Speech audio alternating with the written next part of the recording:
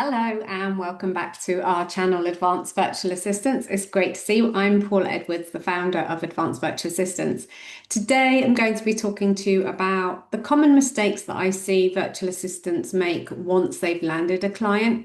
I don't talk about this sort of thing very much because often the problems I see that virtual assistants are having or online business managers is the actual, sourcing the clients and landing the clients. But the other thing I see actually quite often is problems that virtual assistants have once they've landed a client. So just thought I'd cover a couple things here. Um, what we see is it's all about managing the expectations. Once we've signed a client, we've worked really hard to get them there for in whatever way, whichever way they found you, whether it's your social media or your networking or a referral or whatever it is. And we've worked hard on getting that client over the line in our discovery call and demonstrating our worth. And we've got them signed and brilliant. Well done, you. Let's celebrate that. But the next things are really important. And actually, the customer service throughout is really important, right up to the offboarding, but that's for another day.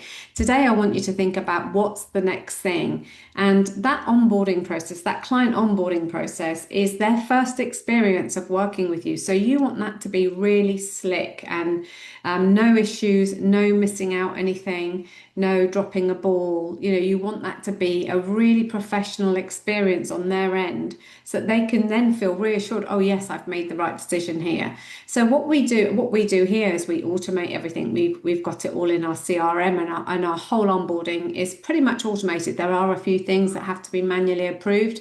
So like signing off the proposal agreeing to work with us and signing off the contract post agreeing to work with us is a two eyes on job because we want to make sure that it's absolutely right. So that's the only manual process, but it's just a case of actually ticking a box to say it's manually approved. Everything else is automated.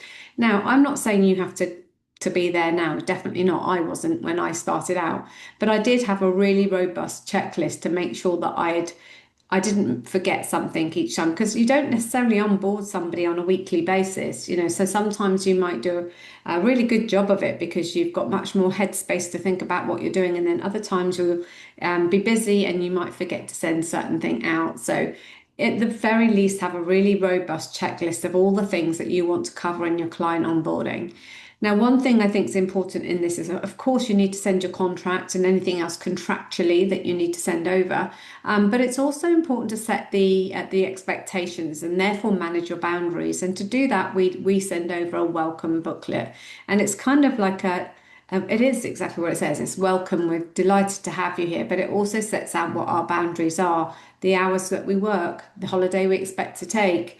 And I think when you come up with all of these headlines that you want to include in your welcome booklet, it's a really helpful way for you to think through what your boundaries are, like how they can get work to you or how they can communicate with you. Maybe you're somebody that's really happy to, be contacted on WhatsApp, for example, and maybe you're somebody that isn't. So it's a really great way to communicate with your clients without it feeling confrontational. It's like, this is the expectations, this is how we work.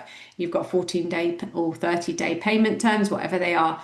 And so if you have a welcome booklet, you can lay out all your boundaries in there. That sets the expectations and therefore really helps alleviate any potential problems further down the line.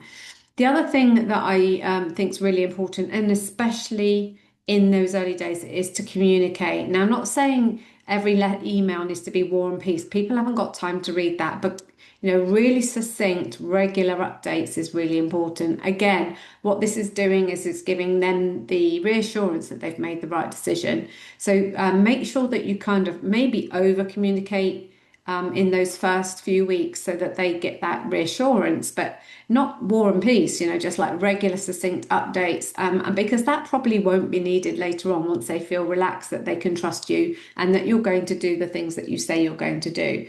So communication is a big one, and especially for people who haven't worked with a VA or an OBM before. So that's really important. The other thing I want you to be aware of is what we call scope creep. So in your proposal, you should have written out what you think you're going to be covering, what your remit in this role is going to be.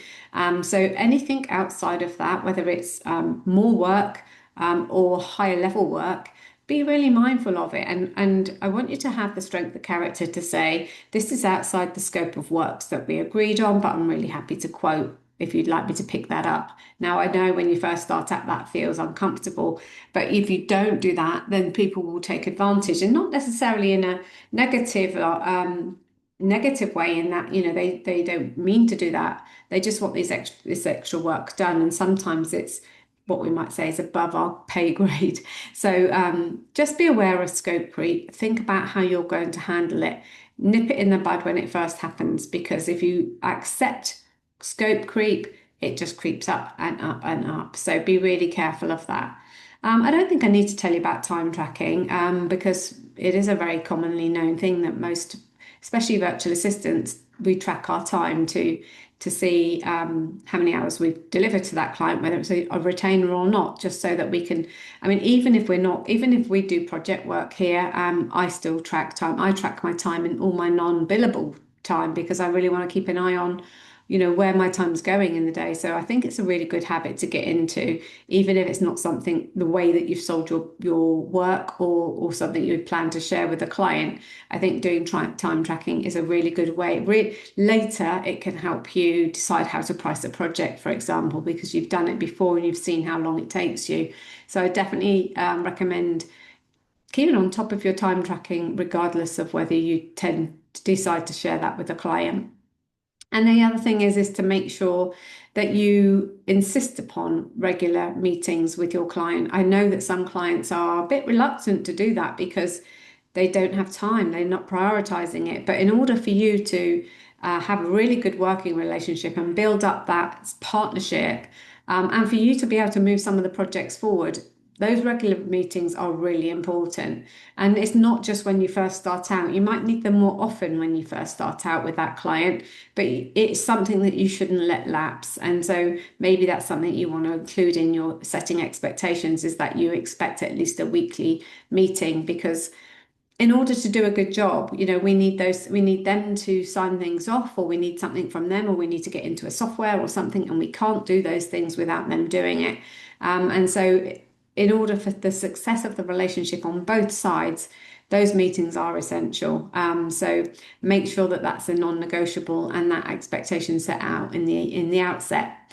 Anyway, I hope that's been helpful. Just a few tips that come to mind that I've seen other people have issues with when they first started out, and just a bit of food for thought. Maybe you want to introduce some of these things into your business. Anyway, take care. Bye for now.